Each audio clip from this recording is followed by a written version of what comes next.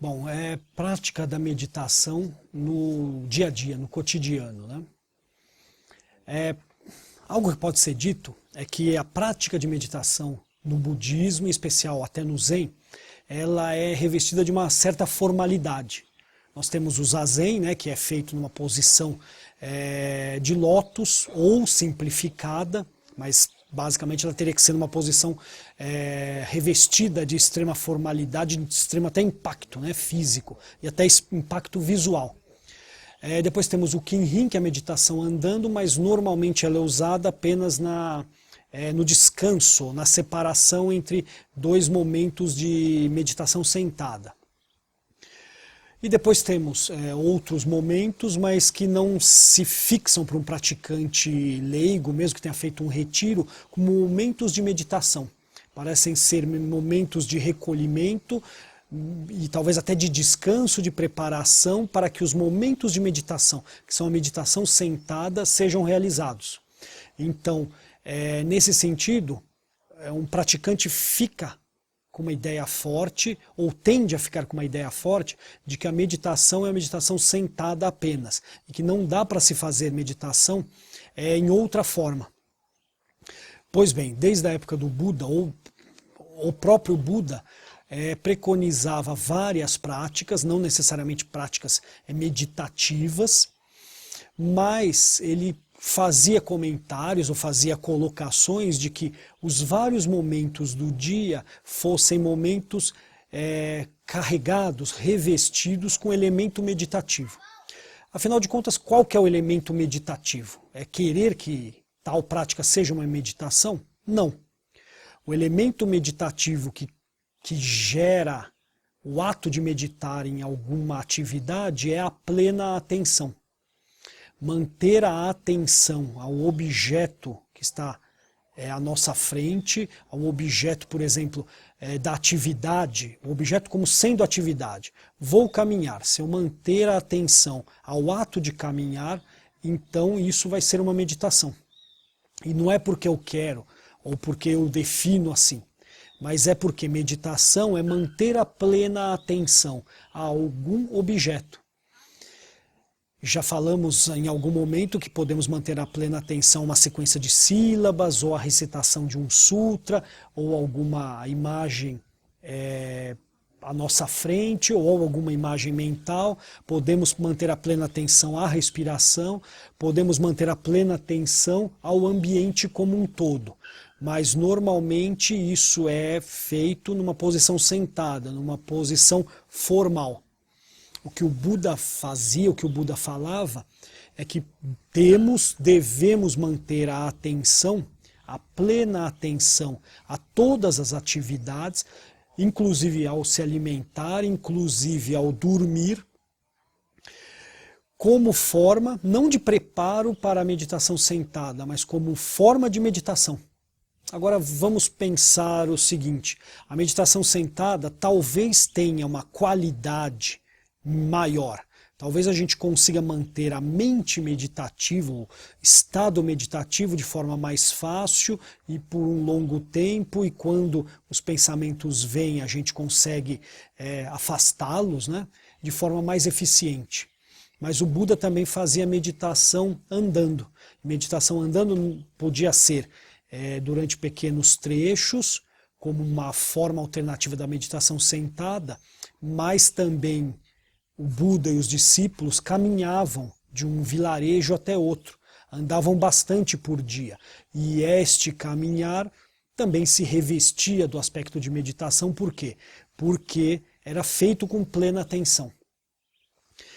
Como eu estava dizendo, a meditação sentada talvez tenha uma qualidade melhor, por conta dos elementos que eu acabei de dizer.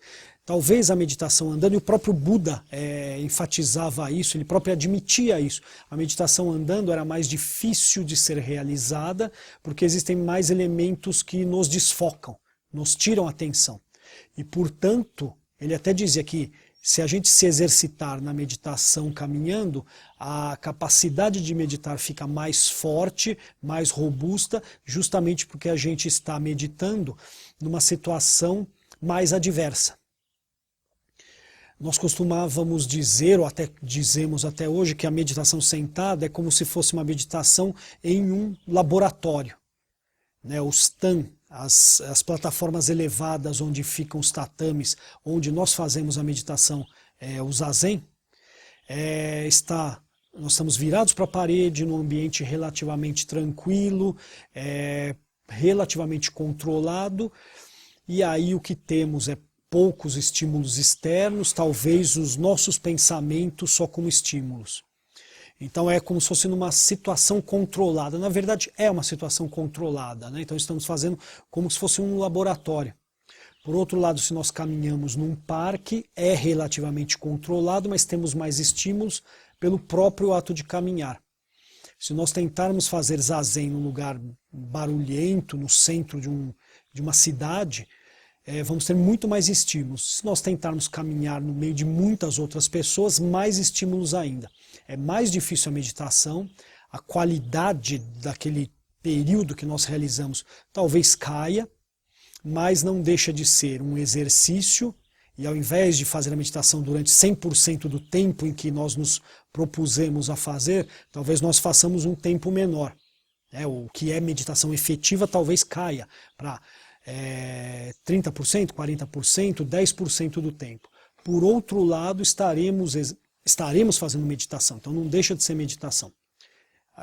E talvez até numa situação não tão formalizada, que é a meditação sentada em lótus, então, entre aspas, estamos gastando tempo, 1 hora caminhando, mas meditei só 6 minutos, 5 minutos de fato. Mas meditei 5 minutos, é mais um tempo de meditação e caminhei, me exercitei fisicamente, me desloquei talvez até meu serviço, a minha escola, enquanto que se eu esperar para sentar formalmente e fazer a meditação, eu posso fazer 40 minutos dela, mas se eu não fizer, não vou ter nem esses 5 minutos. Então eu acumulo tempo fazendo meditação não formal. Como eu disse, a qualidade pode cair, mas ganho alguns minutos dentro desse tempo maior. E, adicionalmente, me fortaleço a manter o estado meditativo em condições mais adversas. Que a meditação formal, o próprio Buda já dizia, não é tão eficiente para isso. O importante é que, então, a meditação no cotidiano pode ser feita em várias situações, tentando-se, digamos assim, acumular tempo, carga meditativa, né? Horas acumuladas, minutos acumulados de meditação. A meditação formal é importante, porque ela dá a base, e ela está sendo feita em condições controladas. E aí com isso a gente conseguir manter a mente meditativa, manter a plena atenção. A mente meditativa é a mente em plena atenção, mudando focos. Caminhando, estou mantendo a atenção no caminhar, me alimentando no ato de estar alimentando. Se eu estiver estudando, é manter a plena atenção no ato de ouvir o professor, no ato de resolver o exercício. Se eu estiver trabalhando, é manter a atenção naquele ato do trabalho. Pode ser físico, pode ser mental. Mas eu não consigo isso. Por isso a gente faz a meditação formal, né, em posição sentada, para criar uma base. E depois que essa base contamine outras atividades do dia a dia, e aí a gente tenha a capacidade de plena atenção no dia a dia. Como a gente diz, essa capacidade de plena atenção no dia a dia não é a iluminação, mas ela é um preparo cada vez mais eficiente, cada vez mais robusto, para nos prepararmos para a possibilidade de iluminação. E mesmo que a iluminação não ocorra, a mente meditativa, a mente em plena atenção, consegue modificar nossa mente não meditativa, nossa mente do dia a dia ali, para um estado de maior tranquilidade, maior criatividade, maior concentração e foco. Então é um processo que se retroalimenta. Manter a atenção obrigado, digamos assim, né, em meditação formal, facilita que a gente mantenha a plena atenção em atividades mais dispersivas, e o aumento dessa capacidade de manter a plena atenção vai nos retroalimentando a poder cada vez mais fazer isso.